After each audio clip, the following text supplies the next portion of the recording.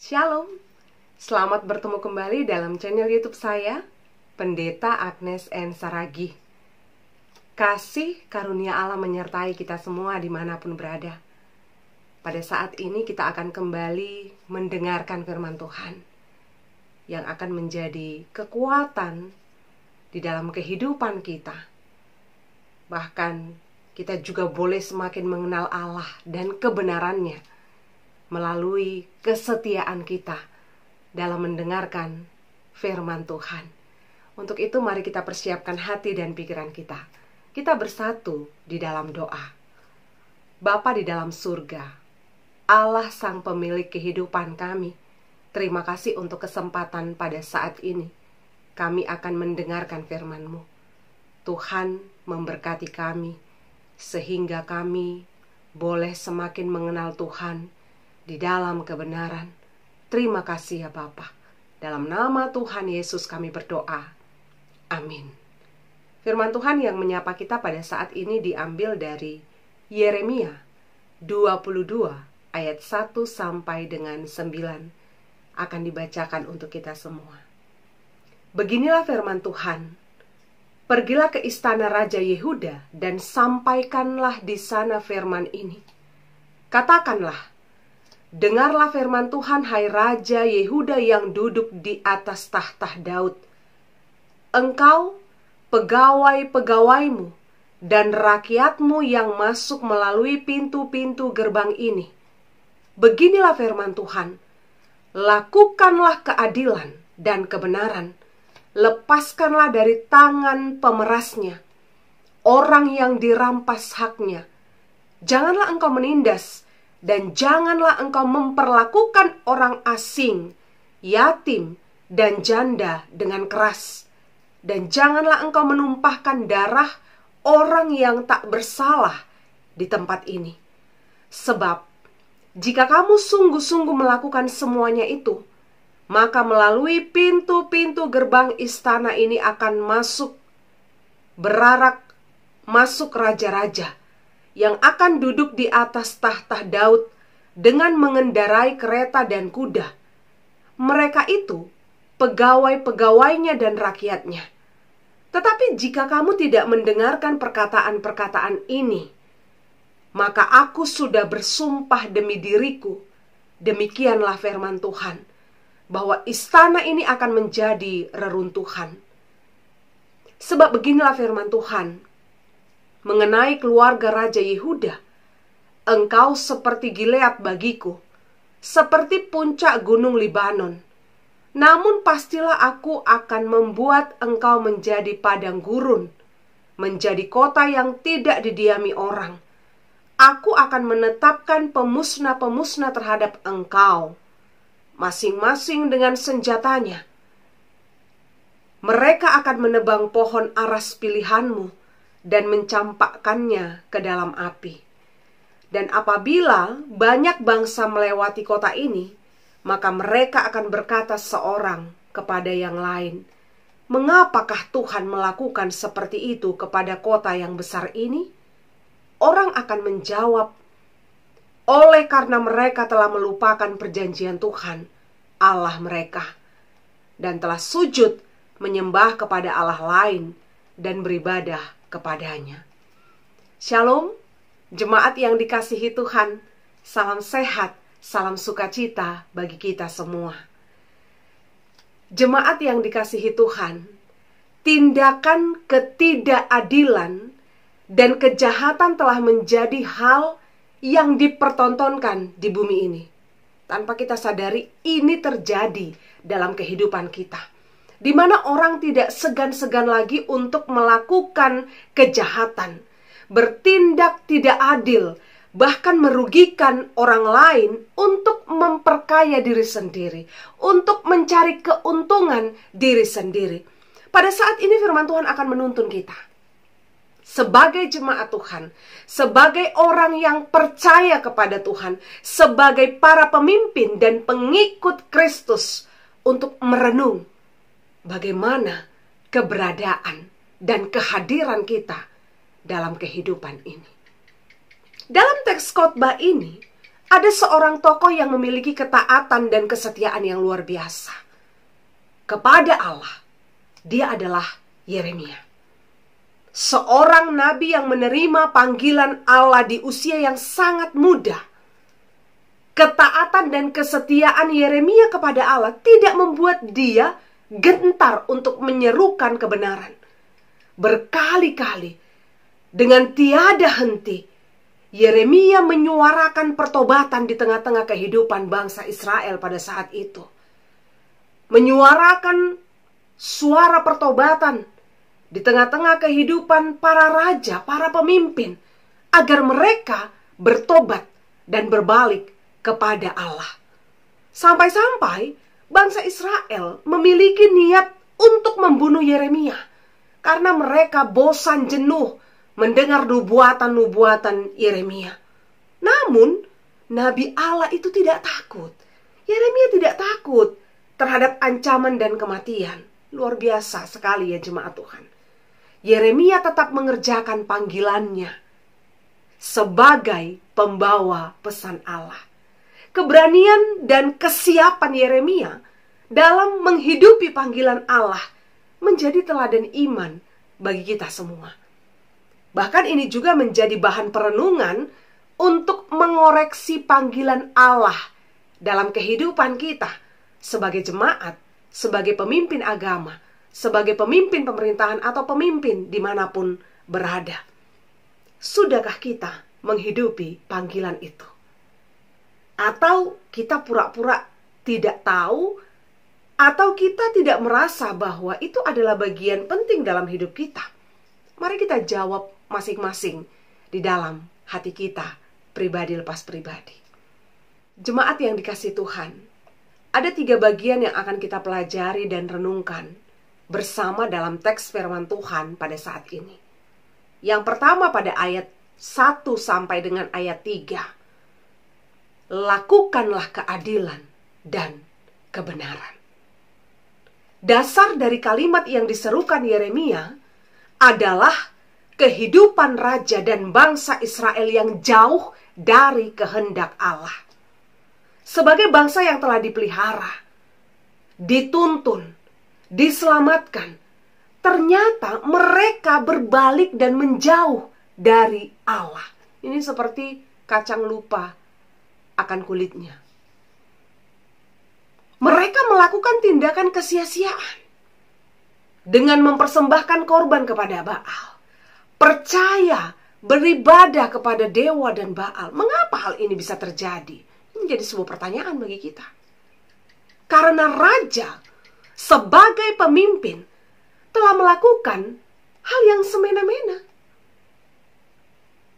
Raja memerintahkan rakyat untuk menyembah kepada Baal. Bahkan Raja Yoyakim pada saat itu pernah membakar gulungan kitab yang ditulis oleh Yeremia. Dia takut bahwa gulungan kitab yang ditulis oleh Yeremia itu akan mempengaruhi bangsa Israel dan menjadikan bangsa Israel sebagai pemberontak. Dia bakar gulungan itu. Lalu begitu juga dengan Raja Zedekia.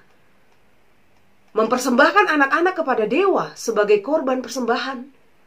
Yerusalem sebagai bait suci telah dinodai dengan pembangunan pusat penyembahan Baal. Maka apa yang terjadi? Ketika raja membangun istananya di atas dasar ketidaktaatan, ketidaksetiaan kepada Allah, maka sesungguhnya raja sedang membangun istana di atas ketidakadilan. Ini yang terjadi pada saat itu. Kehidupan raja yang menyembah Baal akan dipenuhi dengan tindakan kejahatan. Dipenuhi dengan tindakan-tindakan yang tidak benar. Karena memang tidak ada kebenaran di dalam penyembahan Allah lain, dewa lain, dan Baal. Ini terlihat jelas dalam kehidupan mereka. Saat mereka menyembah kepada Baal, dewa lain, mereka menindas orang lemah. Mereka memeras dan merampas hak-hak janda. Penyembahan berhala semakin merajalela. perzinahan, pencurian, bahkan hanya para penguasa dan orang kaya yang menikmati kemakmuran. Kemakmuran itu telah mengubah pola hidup mereka menjadi materialistis dan individualistis. Sangat mengerikan sekali. Dan akarnya ini adalah hidup yang tidak setia kepada Allah. Jemaat Tuhan, Allah sungguh tidak menghendaki hal ini terjadi. Penyimpangan terhadap jalan kebenaran dan kehendak Allah adalah kekejian di hadapan Allah.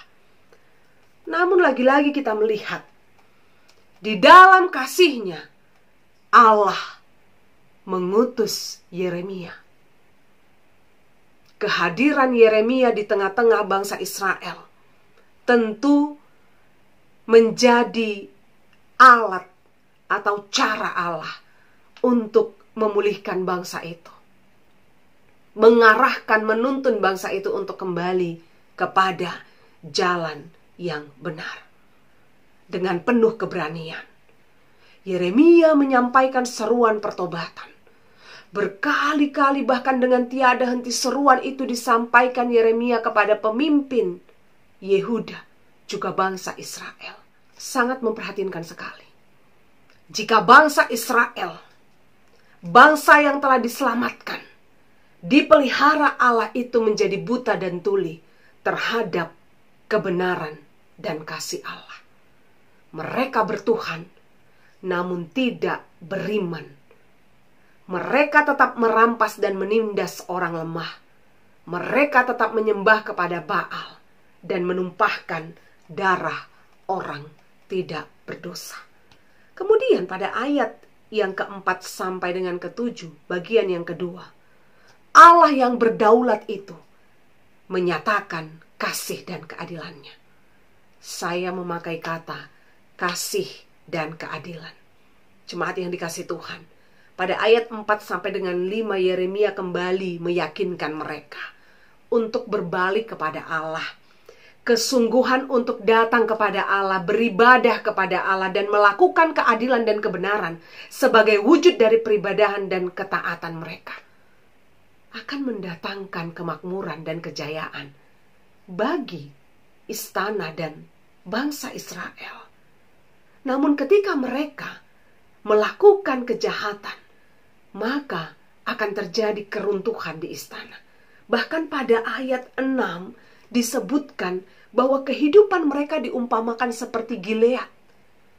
Gilead yang merupakan tanah yang kaya, pusat pengobatan, merupakan tempat yang dikagumi orang pada waktu itu. Dan seperti Libanon. Libanon adalah yang terkenal dengan pohon dan kayu yang terbaik. Ternyata akan diubah menjadi padang gurun yang tidak berpenghuni. Mari kita bayangkan. Mereka seperti Gilead, seperti Libanon, yang dikagumi orang, disukai orang, akan diubah menjadi padang gurun dan tidak berpenghuni. Bahkan pada ayat 7 juga disebutkan bahwa Allah akan menetapkan pemusnah-pemusnah terhadap mereka. Jemaat yang dikasihi Tuhan, ayat-ayat dalam teks firman Tuhan ini sesungguhnya memperlihatkan kasih dan keadilan Allah. Saya memahami demikian. Walaupun sebenarnya ini isi peringatan Allah kepada bangsa Israel dan juga kepada raja-raja Yehuda. Tapi ini adalah bentuk dari kasih dan keadilan Allah. Di dalam kasih-Nya Allah tidak ingin bangsa itu terhilang dan binasa. Dan di dalam keadilannya Allah juga menyatakan hukuman atas orang-orang yang melakukan kejahatan dan dosa di hadapannya. Dan kita harus memahami bahwa hukuman yang Tuhan berikan kepada raja dan bangsa Israel bukanlah akhir dari sejarah kehidupan bangsa Israel. Ini adalah teguran atas kesalahan yang mereka lakukan untuk mengingatkan mereka akan identitas mereka sebagai bangsa dan umat pilihan Allah. Lalu bagian yang ketiga, pada ayat ke-8 sampai dengan ayat ke-9, Allah menyatakan dirinya kepada bangsa lain. Yeremia dalam pemberitaannya juga menyatakan bahwa Allah Israel adalah Allah semua bangsa. Allah yang adalah Allah segala bangsa itu tidak terbatas untuk menyatakan dirinya dalam keadaan dan situasi seperti apapun. Kita harus mengimani ini. Bahwa Allah tidak terbatas untuk menyatakan dirinya dalam situasi dan keadaan seperti apapun. Pada ayat 8 sampai dengan 9 disebutkan bahwa orang-orang akan bertanya tentang keadaan yang menimpa bangsa Israel. Dan orang-orang akan tersadar dan memahami bahwa hukuman yang diterima bangsa Israel adalah bentuk dari ketidaktaatan mereka. Itu tulis jelas pada ayat ke-9. Itu adalah bentuk dari ketidaktaatan mereka kepada Allah. Dan orang-orang akan memahami itu. Bukankah ini merupakan bentuk dari pernyataan Allah terhadap bangsa lain? Bahwa Allah Israel adalah Allah yang kudus. Allah yang tidak menghendaki kejahatan. Tindakan yang tidak benar. Tindakan yang tidak setia. Dan tindakan yang tidak adil. Bahkan pada saat Allah memulihkan bangsa itu dari hukuman pun, orang-orang akan melihat Allah adalah Allah yang berkuasa untuk memulihkan. Ini adalah bentuk dari penyataan Allah di tengah-tengah kehidupan bangsa lain. Jemaat yang dikasihi Tuhan, lakukanlah keadilan dan kebenaran. Ini adalah topik mingguan yang menjadi perenungan untuk kita lakukan di dalam kehidupan kita. Firman ini tentunya ditujukan untuk semua orang yang mendengarkan, untuk semua orang percaya, untuk semua jemaat Tuhan, bahkan untuk semua pemimpin-pemimpin, baik di pemerintahan, baik di perusahaan atau di gereja sekalipun. Maka yang pertama yang menjadi perenungan bagi kita adalah berbaliklah kepada Allah. Hiduplah dalam kesetiaan dan ketaatan. Ini adalah poin penting yang menjadi bahan perenungan untuk kita lakukan dalam kehidupan kita. Setiap saat, setiap detik, setiap waktu kita sering diperhadapkan dengan dosa dan kejahatan. Kita tidak bisa memungkiri ini. Godaan di sekitar kita juga begitu menggiurkan. Bahkan peluang untuk menjadi orang yang berbahagia di atas kesusahan orang lain juga sering kita hadapi. Maka pada saat ini firman Tuhan melalui Nabi Yeremia mengingatkan kita semua untuk berbalik dari jalan kita yang salah. Kembali kepada kebenaran dan hiduplah di dalam keadilan dan kesetiaan. Untuk menjadi orang benar, kita tidak perlu mengorbankan orang lain. Untuk menjadi orang yang adil, kita tidak perlu menuntut orang lain. Bahkan untuk menjadi orang yang setia, kita tidak memerlukan harta yang melimpah. Kita hanya butuh iman yang hidup dan ketaatan kepada Tuhan. Mari kita ingat, artinya memang segala sesuatu itu dimulai dari diri kita. Diri kita yang memiliki iman yang hidup, diri kita yang memiliki ketaatan kepada Allah. Maka secara otomatis ketika kita hidup di dalam iman, ketika kita taat kepada Tuhan, pada saat itu kita akan hidup menjadi orang yang benar, menjadi orang yang adil, menjadi orang yang setia dalam kondisi dan situasi seperti apapun. Maka kunci dari semuanya itu adalah keintiman kita dengan Tuhan. Dan sesungguhnya inilah yang dimiliki Yeremia pada saat itu. Dia memiliki hubungan yang dalam dengan Tuhan. Hubungan yang dalam dengan Tuhan membuatnya menjadi pribadi yang berani menyuarakan kebenaran dan menghidupi kebenaran. Tidak hanya menyuarakan kebenaran, tapi hidup di dalam kebenaran itu. Luar biasa sekali jemaat Tuhan. Semoga Roh Kudus menguatkan kita untuk melakukan ini di dalam kehidupan. Baik saya maupun kita yang mendengarkan firman ini. Kemudian yang kedua, pemimpin yang takut akan Tuhan. Ini memang menjadi sorotan pada saat itu. Di tengah-tengah kehidupan bangsa Israel, Yeremia hadir untuk menyuarakan kebenaran dan keadilan di tengah-tengah kehidupan Raja Yehuda. Jemaat Tuhan, pemimpin memiliki peranan dan pengaruh yang besar dalam kehidupan ini. Seperti dalam kehidupan bangsa Israel yang mengalami kehancuran pada saat itu. Sebab musababnya adalah karena raja memilih jalan yang salah. Raja memilih untuk lebih taat kepada Baal daripada kepada Allah.